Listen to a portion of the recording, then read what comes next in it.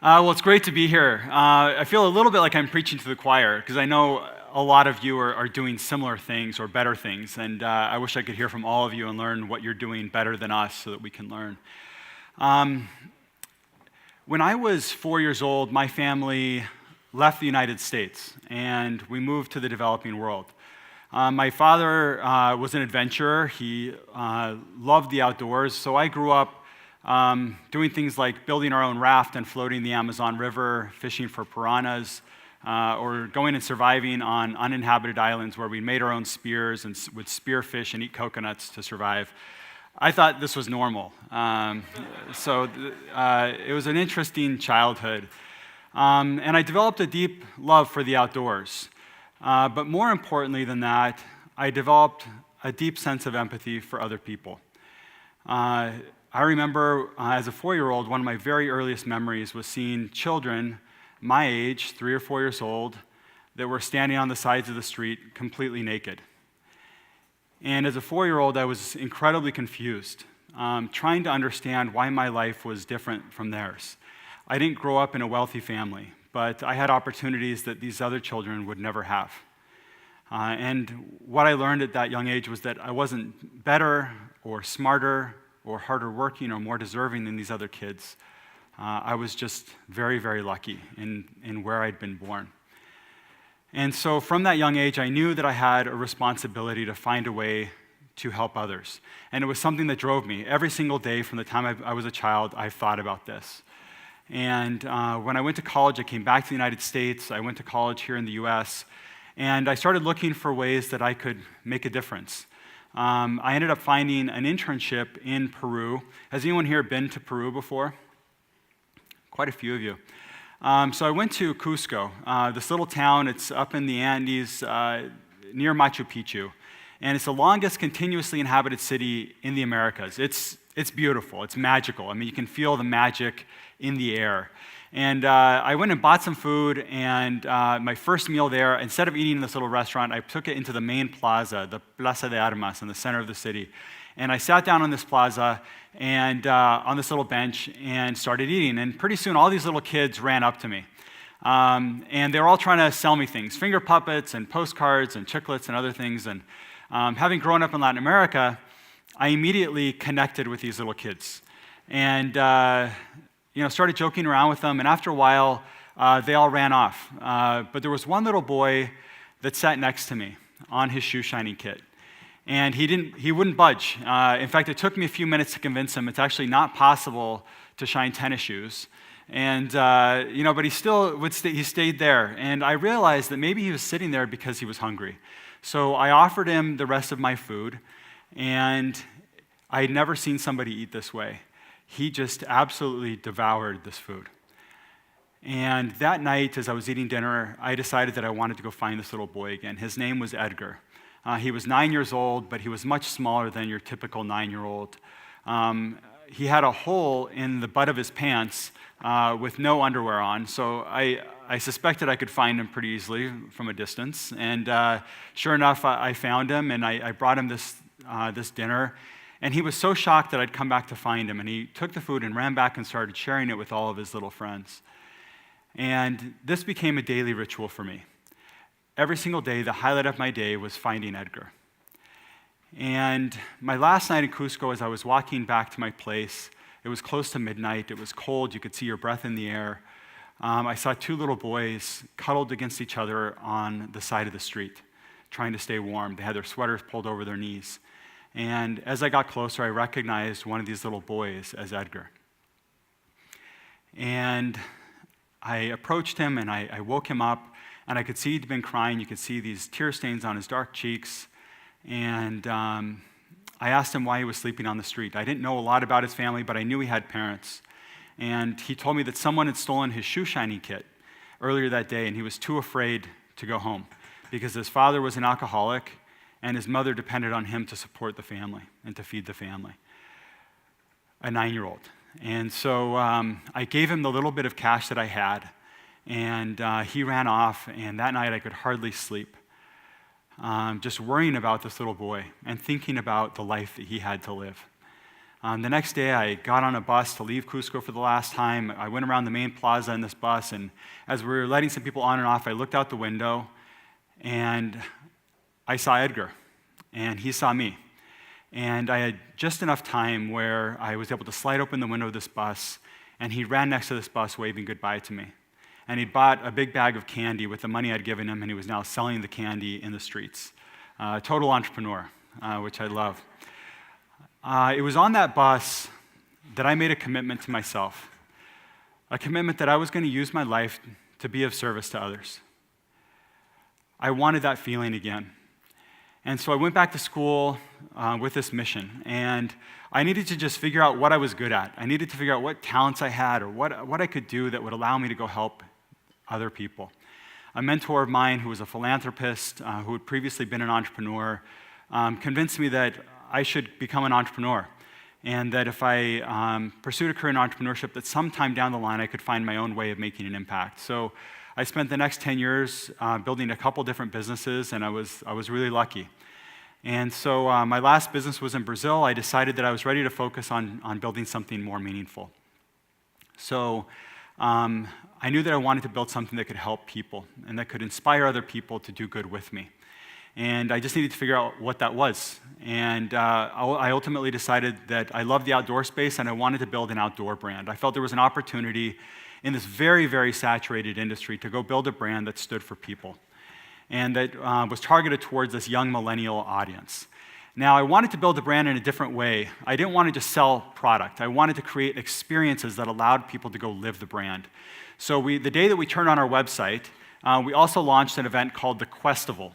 And the Questival is this 24-hour adventure race where everyone gets one of our backpacks and they go spend 24 hours with their friends, with a little team, completing challenges. We give them hundreds of challenges on an app that we developed that allowed them to go kind of create their own adventure. And they would go kind of do like an amazing race type of experience for 24 hours. The way that we got people to find out about it was we showed up on college campuses. We'd actually gone on Craigslist and bought 2 llamas.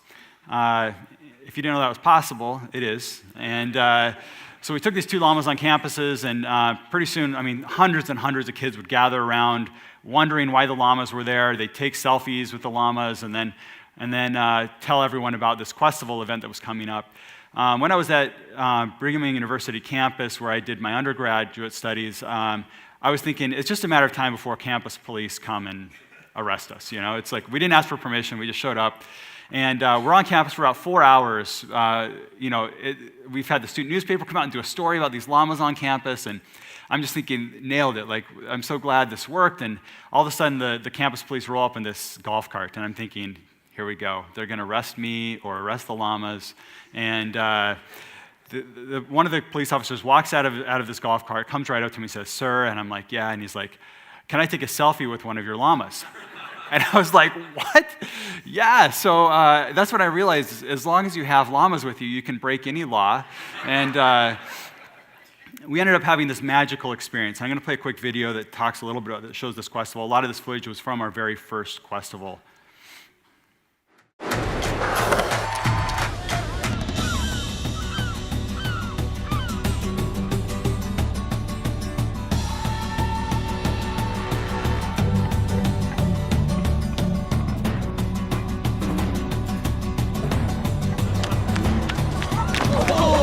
Okay, guys, it's here. Okay, what are we gonna do tomorrow? Let's go slacklining first.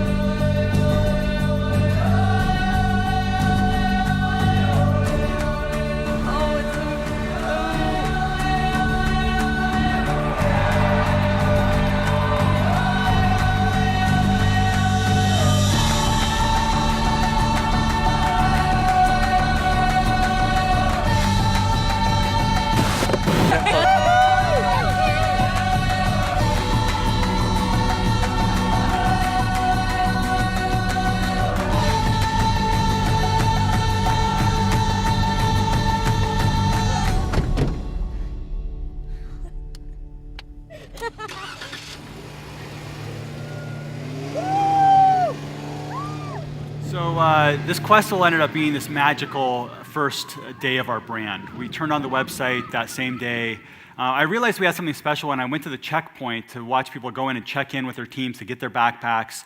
And I saw people wearing Cotopaxi shirts and hats with their teams. The thing is, we didn't even sell shirts and hats. All we sold were 5 backpacks when we launched. And so people had made their own homemade Cotopaxi shirts and hats with our logo on it. There was one Jeep that had our llama from our logo spray painted on its doors and on its hood and on the back of the Jeep. And I was thinking, I wouldn't even do that to my own car. So people, this young millennial consumer connected with this brand and the mission behind it. We now have this Questival basically every weekend. It's happening somewhere in the United States. That first event, we had 30,000 social media posts that day of our launch. People adventuring, giving service in the community, spending time in the outdoors with people that they cared about. So we wanted to ingrain this do-good mission into everything that we did, not just into an afterthought where we were going to maybe donate a percentage of profits to a cause. I really wanted to embed this into everything we did. And so we found ways to do that. Our warranty, we call the 61-year human lifespan warranty. And the reason it's a 61-year warranty is because we've actually tied it to the average lifespan of someone in the underdeveloped world, which is about 20 years less than someone in the developed world. When you order something from our website, you actually get a handwritten thank you card that's written by a refugee that's been resettled in Salt Lake City. It's their very first job. We created a job club where we teach them how to create a resume, how to do job interviews, how to follow up after a job interview. We've had over 100 refugees go through this program. They write the thank you cards in their native language since they're still learning English. And then we've also found ways to inject this into the way that we make the product. We have an amazing lineup of product. A lot of those products have rich stories. One of the countries I lived in was Bolivia. I lived in a community that made about $200 a year, so they live in extreme poverty. And I've always wanted to go back and find a way to help this community. And so we've gone there, we developed a supply chain where we're buying their llama wool from their llamas. The average family there has about 40 llamas. So we have now, this year we're ordering several 100,000 pounds of llama wool from these little communities all up and down Bolivia. And then we make these llama sweaters that we actually knit in Bolivia. We have some amazing socks that are made of llama wool, some other great products. Then we have another great story is we make these backpacks that are, if you go on our website, you'll see them. They're crazy, all these funky colors. We actually went to our factory in the Philippines that makes all of our bags, and we saw that there was a real problem. There was a lot of waste created in the manufacturing process, and the sewers, who are these amazing and talented craftsmen and artisans, they have no voice in the creative process. And we wanted to change that. So we told them, we want to use this remnant material. We want you guys to design the bags. The only rule is to make no bag alike. And so they have, for the first time, they have the power to choose. And so we have these really funky, fun bags. And when you wear them, people stop you and they say, where did you get that? What is that? That is really cool. I mentioned how we've been working with refugees, and it's something I've become very passionate about since moving to the US about 5 years ago. I had the opportunity a couple of years ago to go to the Middle East and spend time with refugees in Jordan. This is right on the Syrian border. This refugee camp is called Zatari, and the Zatari refugee camp has almost 100,000 people. It's the 4th largest city in Jordan now. It used to be a desert just a few years ago. It is heartbreaking. Everyone that's there has arrived with nothing but what they could carry on their backs. They are starting completely over again. And it's some of the most vulnerable people, the elderly, small families, and young families. And it was really touching to be there. And at the same time, it was also inspiring. You could see there was this road that they called the Champs-Élysées, and it was basically a street where they had all these business owners, people that had started these new little businesses, women cooking meals, women sewing dresses for weddings, men building furniture out of scrap pieces of wood. But my favorite part of the day was at the end of the day, I was standing on this little hill kind of overlooking the city, and all these little children were following me around. And I obviously don't blend in there or pretty much anywhere. I'm very, very white, very bald, and but these little kids were just curious. And I don't speak Arabic; they didn't speak English, but we could communicate to each other with our eyes and with our smiles. And instinctively, one of these little boys grabbed my hands and flipped off his shoes and then walked up my body and did a little backflip.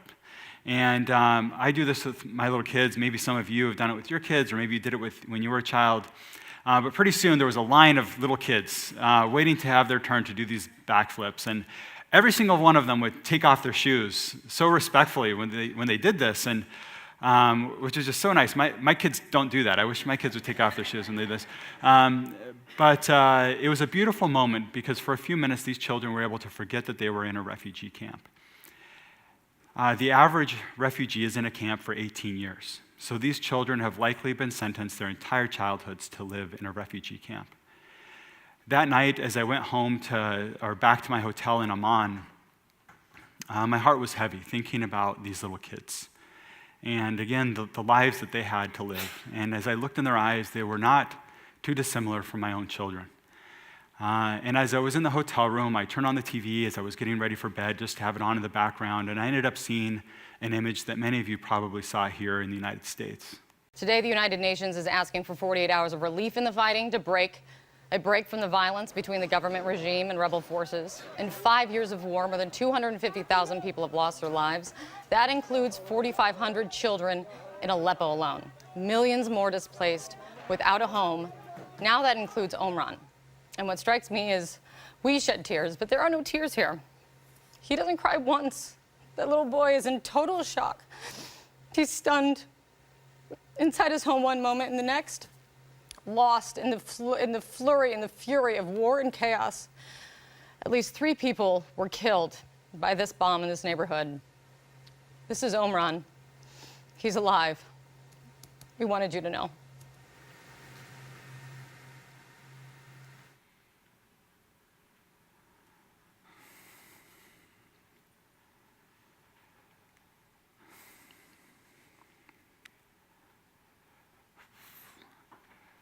So as I saw this image, it just completely broke me inside. And for me, it hit home the urgency of the work that we all have to do. You may have wondered whatever happened to that 9-year-old boy in Peru, Edgar. I've wondered the same thing. Whatever ended up happening to him? Was he able to go to school? As he got into adulthood, was he able to find work or something that he enjoyed doing? And after 14 years of thinking of Edgar every single day, I decided I needed to go back to Peru. And I wanted to try to find him. And I knew that was an impossible task. I only knew his first name. I knew he was 9 years old. And I knew he shined shoes. That's it. That's all I knew. But I had 2 pictures of him, and I went back to Cusco with these 2 pictures, and I went into the main plaza, and through a series of small miracles, within 15 minutes, I found someone that knew him. And it was late at night, so I called on this payphone. We put some change in this phone. This friend dialed his number. A man answered the phone, and I said, "I'm looking for Edgar." He said, "This is Edgar." And I said, there's no way you're going to remember who I am, but you might remember a night when you were 9 years old when somebody stole your shoe shiny kit. And it was silent for a second, then he said, "Are you the person that would find me and that gave me money to help me buy a new shoe shiny kit?" And it was one of the most emotional moments of my life. And we ended up meeting together the next morning, and this is Edgar today. He's just one of the most inspiring people in my life. We went and spent the whole day together embracing and sharing, and he took me to his house, a house that he was so proud to show me that he'd built himself. And as we took a little bus up into the hills and then walked up the side of this mountain to this little house, he told me that his mother had died giving birth to his little brother when he was 11, and that his father died of alcohol abuse a couple years later. And so he's raising his 2 younger siblings. When we got to the house, it was a house made of mud with a hole in the ground for a toilet. And there was a piece of me that was so discouraged to see how he was living. But there was this other piece of me that was just bursting with pride because he was so proud of this house that he'd built himself. So we spent the rest of the day talking about what his dreams were. He talked about the dream of becoming a tour guide. He'd learned English quite well from working with tourists all day long.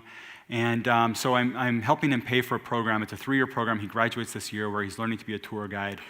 He has to do well in school. That's part of the deal. So he sends me pictures of his report card, and he does really well most of the time. And we're in touch frequently. He's one of the most active Facebook users on the planet. And so we're in touch multiple times a week. And I'm just so grateful to have him in my life.